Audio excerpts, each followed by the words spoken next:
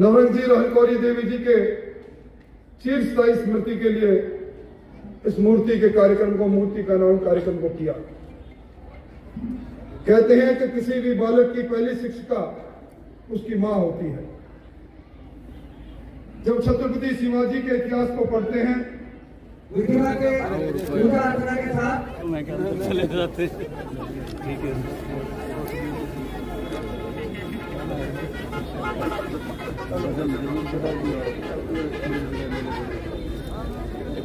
बेटी आपकी बेटी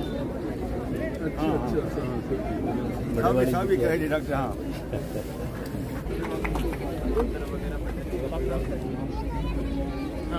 ओके ओके सर।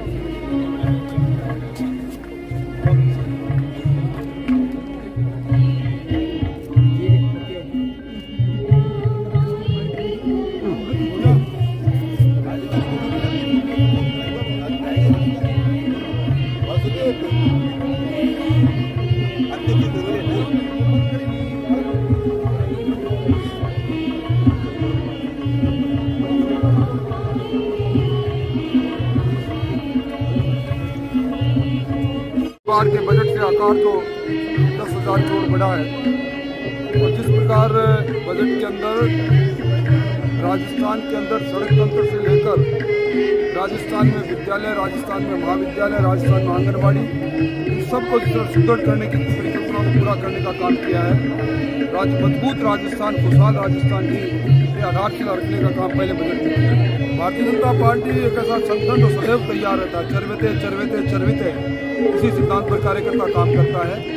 हमारे पास दुनिया के सबसे लोकप्रिय नरेंद्र मोदी जी है। राम में वातावरण बना हुआ है जिसमें 25 राजस्थान में पूरा होगा। आज के गरिमापूर्ण समारोह की अध्यक्षता कर रहे इस प्रदेश में जिनको चिंतक के रूप में, विचारक के रूप में और अखबारों में प्रमुख सदमकार के रूप में हमने लिखा सुना, ऐसे हरियाणा सरकार में सूचना आयुक्त आदरणीय प्रदीप जी, मंच पर विराजे चूरू जिला मुख्यालय से भारतीय जनता पार्टी के लोक विधानसभा में प्रतिनिधित्व करने वाले भाई हरलाल जी, हमारे सबके बीच में जिनका संत सानिध्य हमें मिल रहा है, जिनकी चर्चा आदरणीय प्रदीप जी ने भी की, श्रद्धेय गणेश जी, चैतन्य महाराज, इस जिले के अंदर पार्टी की अगुवाई करने वाले पवन जी, मेरे साथ विधानसभा में रहने वाले सुभाष जी, डॉक्टर वासुदेव जी, विशंबर जी, सुशीला जी, भाई राजेश जी, ओम जी, श्रद्धेय गब्बर सिंह जी, और जिन्होंने आज इस अनूठे कार्यक्रम को अंजाम देकर हमारी संस्कृति के पितृभाव मातृभाव को इस समाज के सामने इन मूर्तियों के अनावरण के माध्यम से प्रकट किया है। इस शेखावाटी के प्रमुख शिक्षाविद प्यारेलाल जी, दयानंद जी, उपस्थित इस झुंझुनू के सम्राट नागरिक वृंद, देश और प्रदेश की भव्य आशा के प्रतीक नन्ही बालिकाओं और बालकों, मैं सबसे पहले दयानंद जी आपको और आपके परिवार को इस बात के लिए बधाई देना चाहूंगा कि आज के जब दरकते हुए मूल्य को हम टूटते हुए देखते हैं, हमारी सामाजिक परंपराओं को हम पाश्चात्य जिंदगी में भूलते हुए देखते हैं, आपने अपने पिताश्री और अपनी माताश्री नवरंग जी रहलकौरी देवी जी के चिरस्थायी स्मृति के लिए इस मूर्ति के कार्यक्रम को, मूर्ति का अनावरण कार्यक्रम को किया। कहते हैं कि किसी भी बालक की पहली शिक्षिका उसकी मां होती है। जब छत्रपति शिवाजी, तो कहते हैं बचपन में जीजाबाई ने जब उन्हें आतताइयों के खिलाफ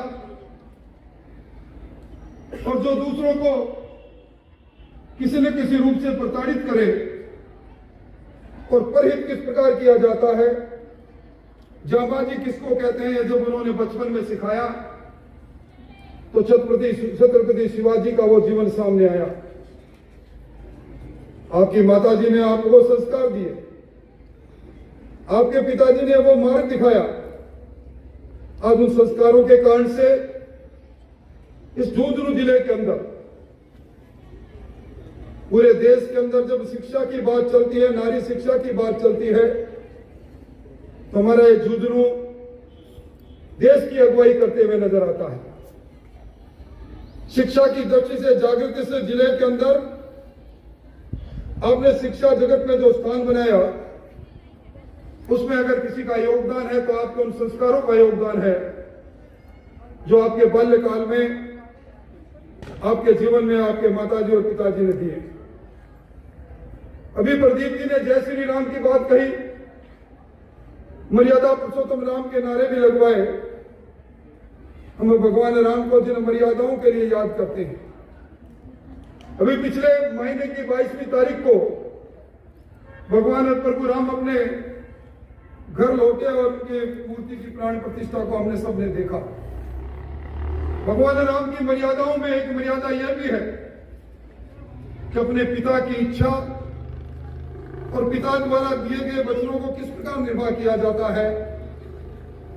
आपके पिताजी ने कहा कि मैं मास्टर बनाऊंगा, आप उस कदम पर चले और उस कदम के साथ कदम मिलाते हुए आपने शिक्षा के क्षेत्र में जो अनुपम योगदान दिया, आज उसी कारण से शिक्षण संस्थाओं को हम इस रूप में देखते हैं। मैं इस अवसर पर एक ही बात कहना चाहूंगा, हमने बदलते युग को देखा है।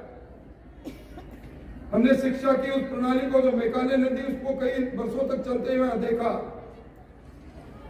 देश बदला, भारत बदला। इस भारत के लिए दुनिया के सबसे बड़े लोकप्रिय नेता नरेंद्र मोदी जी की अगुवाई में इन 10 वर्षों में दुनिया की धारणा अवधारणा को हमने बदलते देखा है। और उस समय जो नई शिक्षा नीति आई, उस नई शिक्षा नीति के अंदर भी आज हमारी आधुनिक शिक्षा, जिसको हम कहते हैं स्मार्ट क्लास हो गई, ऑनलाइन क्लासेज आने लग गई, डिजिटल युग आ गया। इसके साथ हम हमारे पुरानी संस्कृति के आधार पर, पुरानी भाषा, मातृभाषाओं के आधार पर किस प्रकार हमारे बचपन को तराशने के लिए आगे बढ़ाएं, हम शिक्षा का व्यवसायीकरण कैसे करें, इस प्रकार की नई शिक्षा नीति हमारे सामने आई है।